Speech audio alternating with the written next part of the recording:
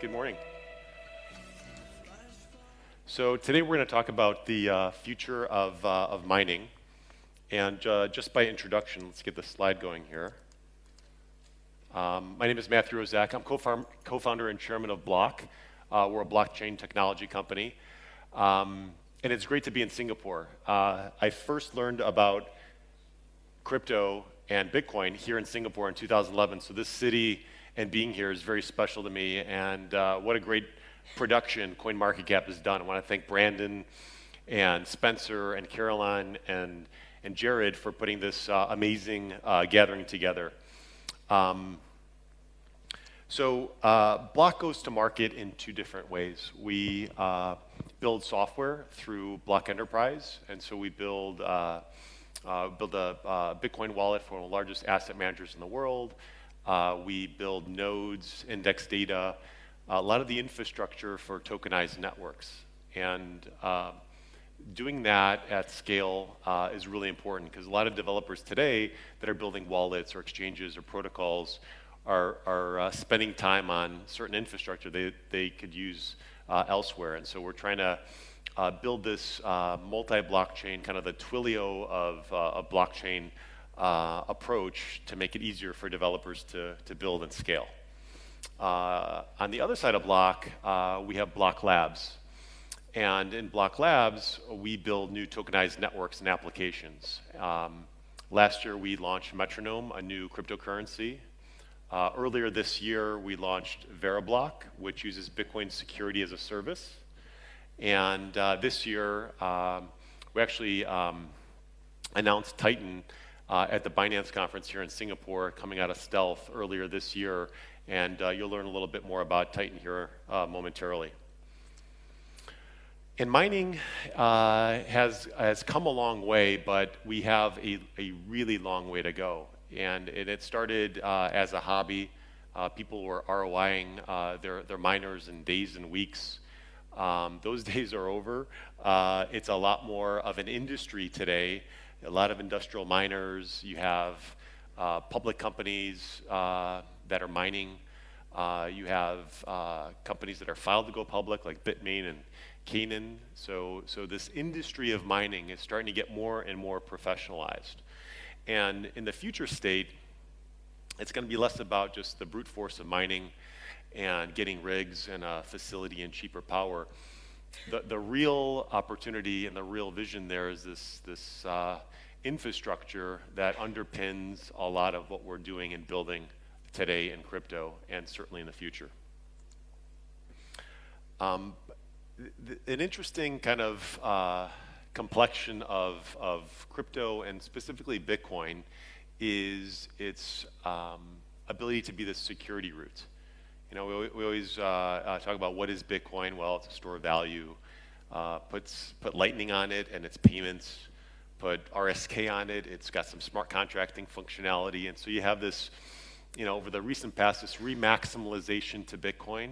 You know, it's got 60-70% of the market on CoinMarketcap. People are feeling heady about Bitcoin going into the halvening. But looking lower, it acts like a security root. If you think about certain dynamics like VeriBloq using Bitcoin security as a service, and in each Bitcoin you could put data, you could put photocopies of other blockchains into that boxcar, and you have the same security as Bitcoin. So if Bitcoin is potential to be this security root beyond digital gold and everything else, but underpinning a lot of the Web3, a lot of digital assets, it's got a really, really big surface area and a lot of value associated with that. But to do that well, it's got to get improved. Bitcoin mining, proof of work mining is very difficult today. And it's still more of a street fighter mentality in terms of buying rigs, setting them up, mining, pouring into mining pools, finding cheap electricity, etc. And it's not that easy for market participants to play into this space, nor really understand how the space is organized. And so looking at mining in the future state and how you get participation between people coming into the marketplace, buying and selling hash power, as a market participant, or as a miner to say, I need better liquidity. Just like a corn farmer can have derivatives and futures to hedge risk, create liquidity. That's very important. And market participants could all kind of play into that. And we kind of call that this financialization of hash power. And to a point where, I would even say that there's an opportunity where there's going to be a hash power ETF in the future. It's like really difficult to get a Bitcoin ETF off the ground these days, but a hash power ETF, I think, in the future state is something that's very much in store for us. But to kind of get to that future, mining's got to be more stable hash power. Where's it coming from? Can I count on it? And that stability and that visibility is really important to figure out. The accessibility, again, marketplace participation, whether you're a trader or you're trying to offset risk and get liquidity as a miner, that dynamic is very, very important. And then transparency, where is that hash power coming from? And kind of having better fidelity on that component.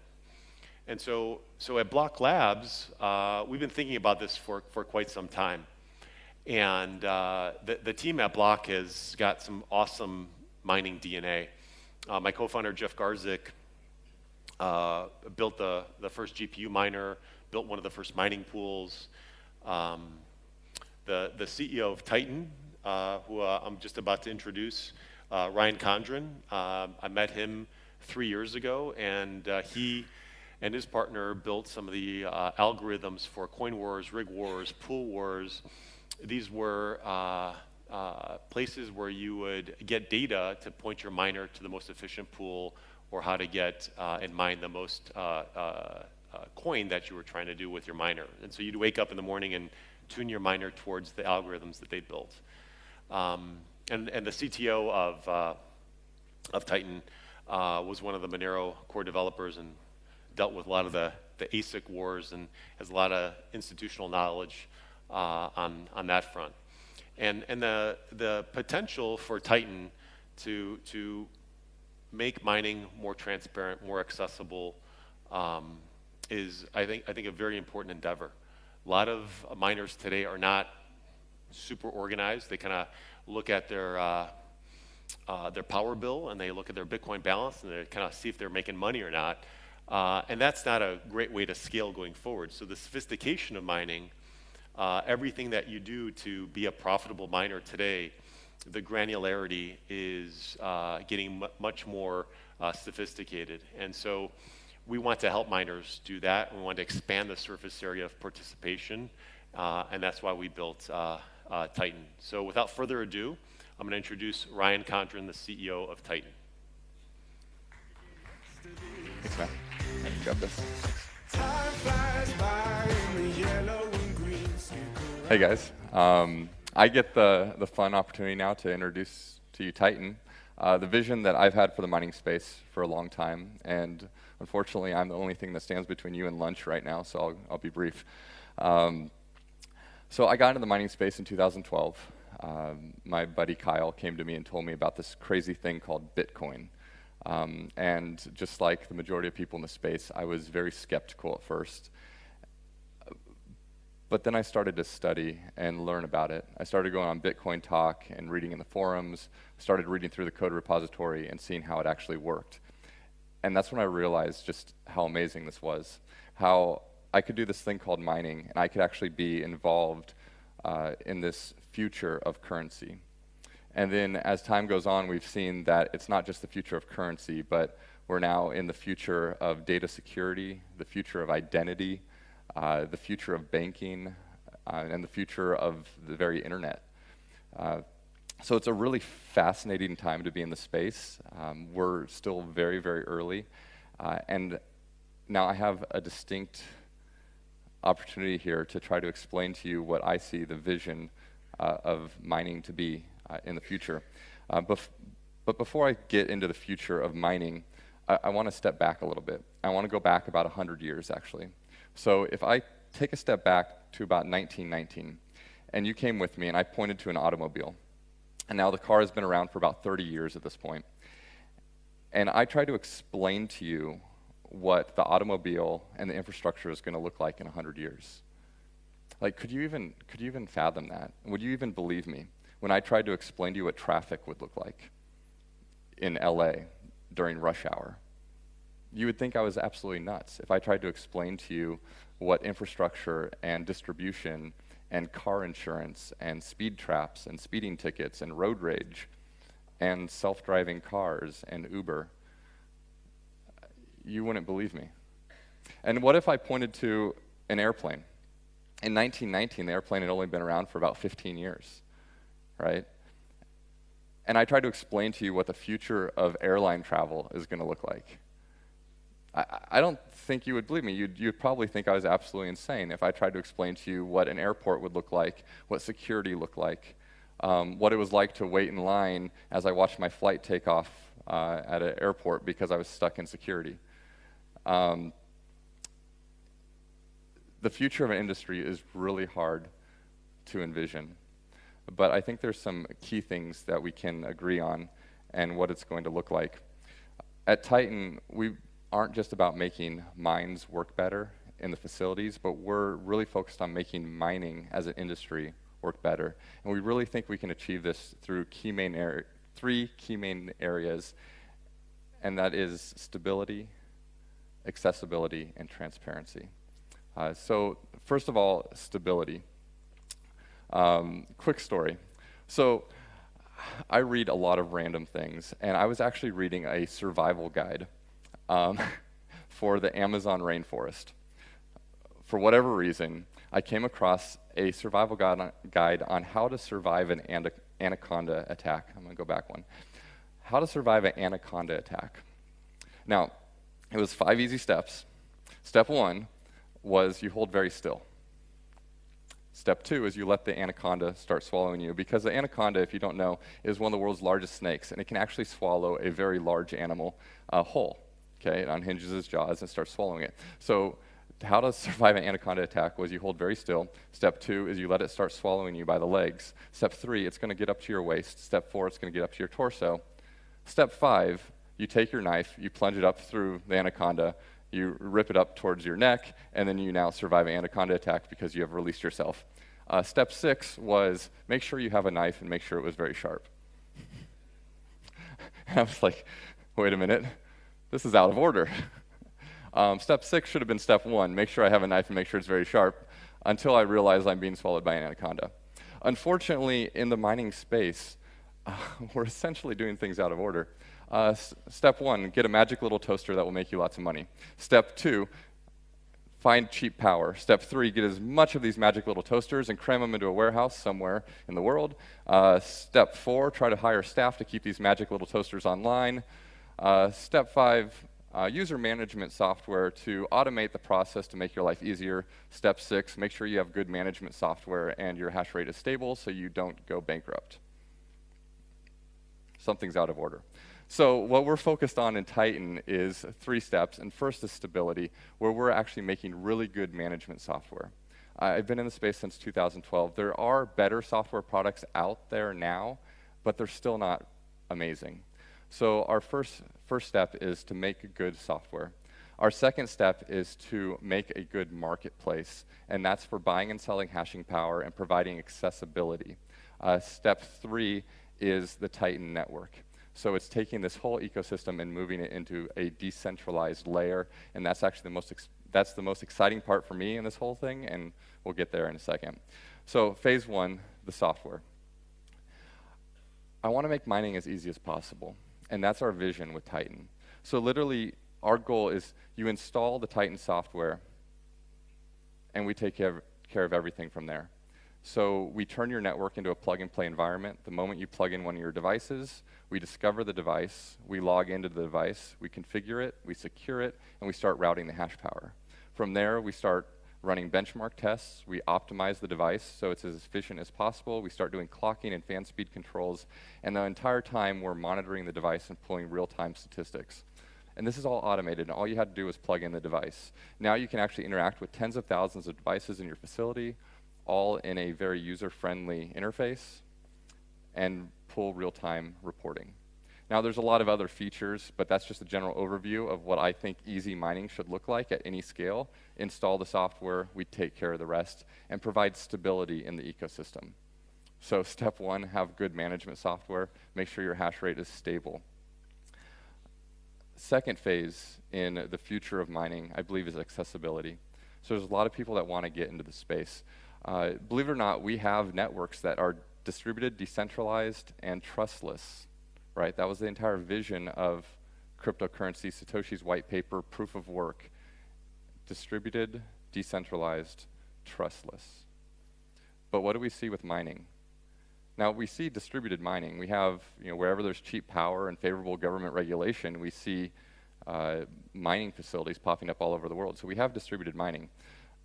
But we're fighting centralization, right? And this talk is all over the place. You have developers trying to keep mining ASIC resistant because they think if they can keep ASICs away from the network, then now you can keep your miners distributed because they're just GPUs or CPUs, and everyone has GPUs or CPUs.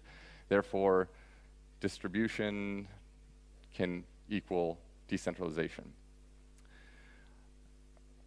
At Titan, we're taking a different approach. We believe if we can decentralize the control of the hash power, we can keep networks decentralized, okay? Now, the key difference is control of the hash power. If you're going to decentralize the control of the hash power, what that looks like is you could have a mining facility with 50,000 devices in it, and that's very centralized if it's all controlled by one person and it's not distributed. But if I took that hash power and I let 50,000 different people around the world control each one of those devices, now it's decentralized. The decentralization of control of hash power, and the way you achieve that is through stability. Or I'm sorry, through accessibility. Okay, so stage one is accessibility. I'm sorry. Stage one, stability. Stage two, accessibility through the marketplace. All right, now stage three, this is the exciting part. The marketplace, so we could grow this giant global marketplace, buying and selling hash rate, which is really cool. But now we become centralized. So how do we take this marketplace and decentralize it? So we actually came up with a new way of architecting a network node. And now we're actually calling it a layer 0 protocol, where essentially we're creating a routing layer between a miner and a network. Okay? And this routing layer is actually driven off of smart contracts.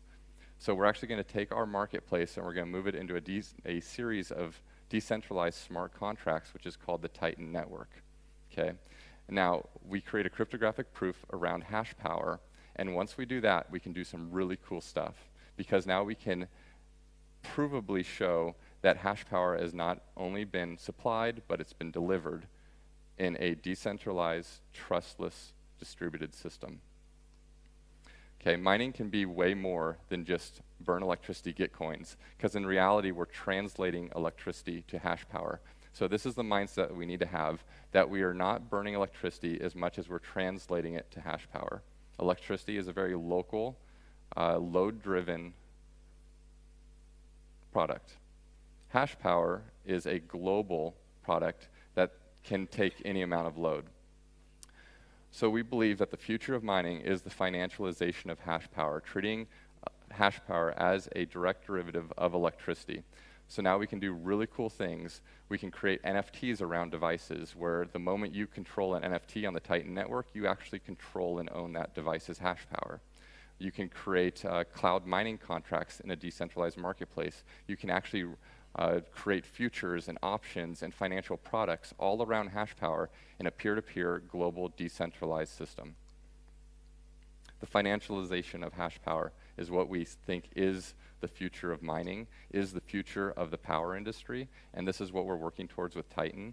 Hopefully you've seen this vision, and this is a very quick overview. There's a lot more on it. We released the white paper about a month ago. You can find it on titan.io. Once again, my name is Ryan Condron. I appreciate your attention. If you have any questions, please check us out on titan.io. Thank you. If you like our videos and want more information about cryptocurrency and new ICO, please subscribe our YouTube channel and press the bell icon. Thank you.